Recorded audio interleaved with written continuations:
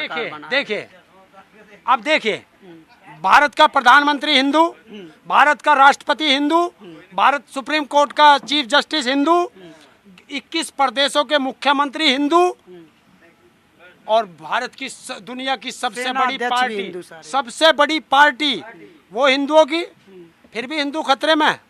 तो इससे तो एक मुसलमान प्रधानमंत्री बना दो, कम से कम मुसलमान खतरे में तो आ जाएंगे। है? मतलब मुसलमानों को खतरे में लाने का तरीका है कि मुसलमान प्रधानमंत्री। ये मैं तो एक उदाहरण दिया इनको, जो ये बताते हैं जब इतने होने के बाद भी हम खतरे में हैं, और ये क्या करते हैं, मुस्लिम 20%, हिंदू 80%, क्या 20 व्यक्ति 80 व्यक्तियों को मार देंगे? जब 650-700 साल मुगलों का राज रहा, हिंदू ना तब खतरे में था। 200 साल अंग्रेज राज कर गए, ना हिंदू तब खतरे में था। 67 साल इस मोदी से पहले और प्रधानमंत्री राज कर गए, ना तब हिंदू खतरे में था। 2014 से बीजेपी आई, हिंदू खतरे में आ गया।